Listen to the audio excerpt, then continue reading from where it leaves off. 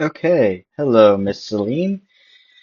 You might be wondering why this is here. Well, I talk best when I have something to do on my hands. So I'm gonna be talking about the novel, and I'm gonna have this kind of going in the background as I talk about it.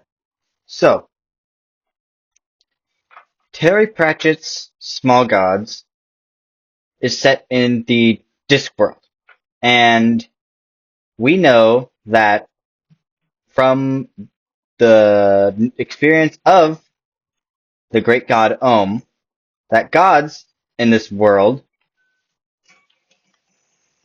have to have believers to survive, or else they become small gods and get sent out to a desert. These small gods, however, aren't forever confined to being aren't forever confined to being small gods. If they get just one single believer, then they can become a real god, or a larger god, and they have more power, more godlike power. And Om is one of those gods. He actually even recounts his story of how he got to be a god in the first place. There was a shepherd who had lost a sheep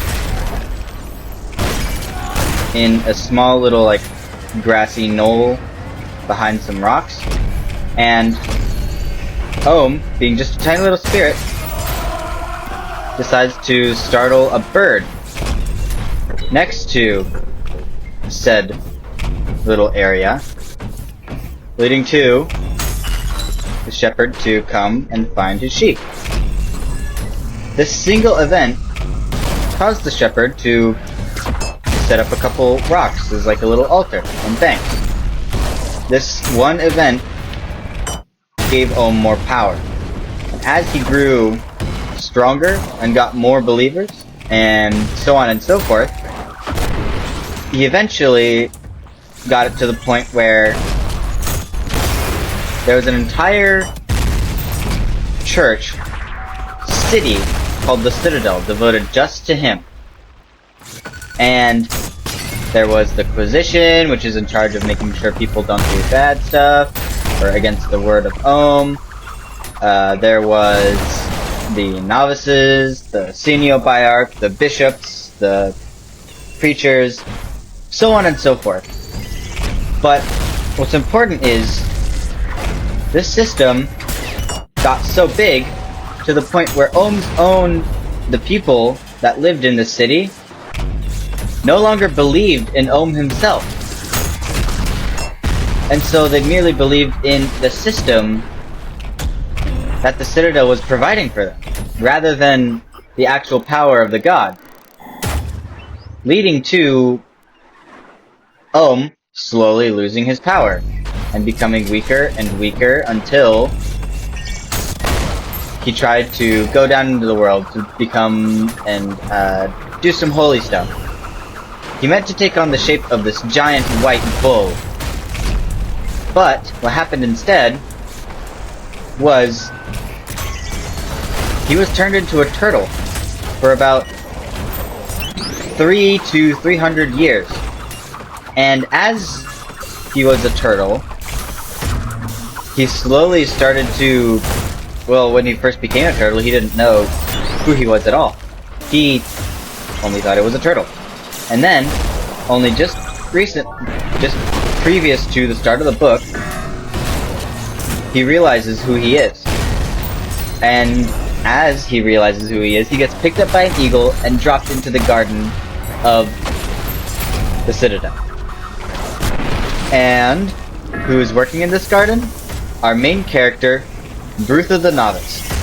He's not exactly a very smart person, but he has a really, really, like, surprisingly good memory. Like, unrealistically good memory.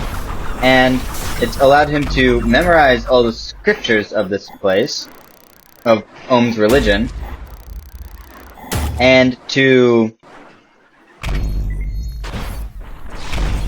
get by without really having to do any hymnals or prayers, also because he can't sing very well. And the book describes him as this sort of like big bumbling idiot type, which is kind of mean to poor old Brutha, but what we realize is, and what Ohm also soon realizes, is that no one believes in the church anymore.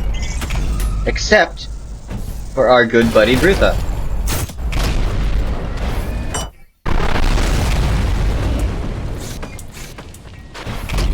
And so Ohm has to go on this journey to try and get more believers, while simultaneously keeping Brutha alive and having to avoid Vorbis, who is the head of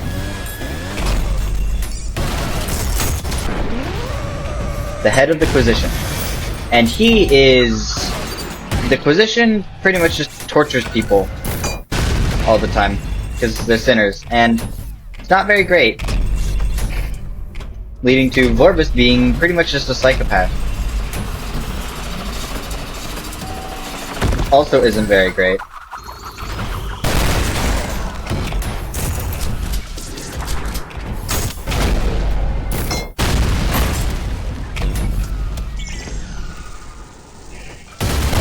And as our characters eventually meet each other, Vorbis meets Brutha by pure happenstance almost. Brutha seems to deal with the voice of the turtle in his head. Another thing that I neglected to mention. Ohm has the power to speak to people, right? He's as a god. Gods normally do that sort of thing.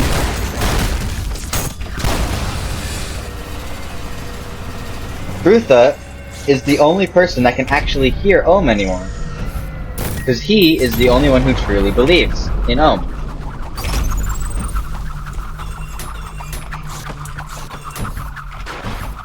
And,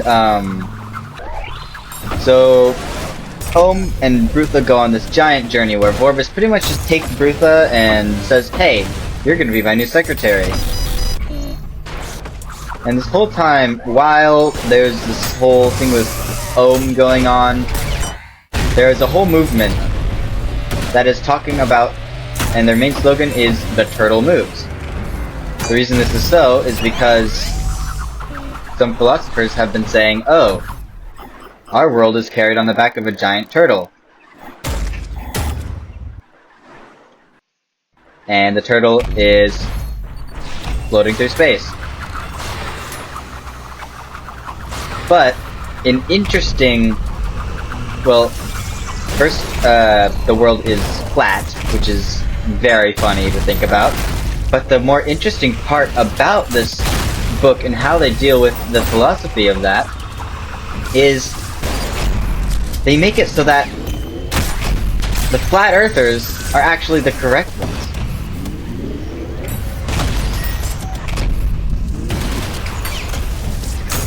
Omnism is the incorrect belief here, and they believe that the earth is spherical and round, when in reality, and even Ohm admits this, it's not, which I find really interesting. Another thing that the book points out is small gods aren't completely powerless.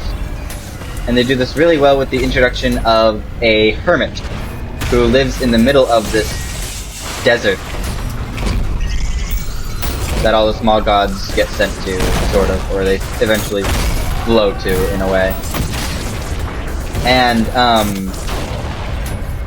there's this hermit there, and he talks as if he's talking to hundreds of people around him. And Ohm pretty quickly realizes that, oh hey, those are the other small gods. He's actually listening to them. And Brutha actually sees himself that sees visions. of a giant feast of food. Of other, like, sort of like temple things that you would want in the middle of a desert. Water, food, other people. And this man, this hermit, who's been living out here for eons, it seems, has been living purely off of this imaginary sustenance and the occasional lizard that he can find and eat, as the gods continue to lie to him and, like, you know, elude him to believe in them. Which is interesting, because this hermit isn't just a hermit, but he's also a philosopher. A philosopher who was atheist before he went out into the desert. The whole point that I'm trying to get with this is that the book goes into really interesting thoughts about how the relationship between man and religion is more important than you think. It's not just about people believing in a god. It's about the god having to have those people to believe in it for that belief to even take hold in the first place. And the cool thing about this book is that it's not just about religion either. There's a whole city of philosophers. There's a philosopher who's completely blind, but he's also probably one of the smartest people in the book. Philosophy, I believe. And this whole book covers themes of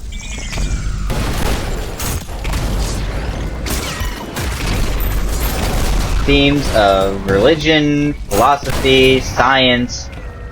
Because not only is the blind philosopher a father, but his son also creates the first steam engine of that world.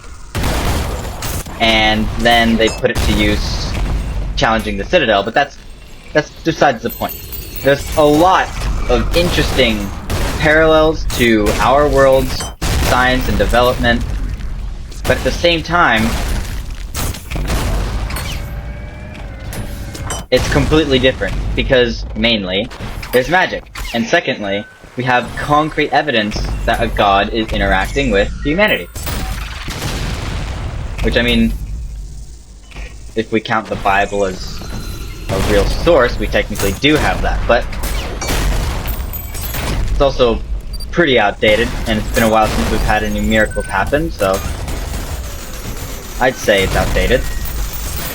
But, anyways, to get my final point in, I'm trying to say that Terry Pratchett's book is really good at conveying how religion, after a certain point, becomes more about following the rules rather than actual belief in the god itself and the powers above, and that be.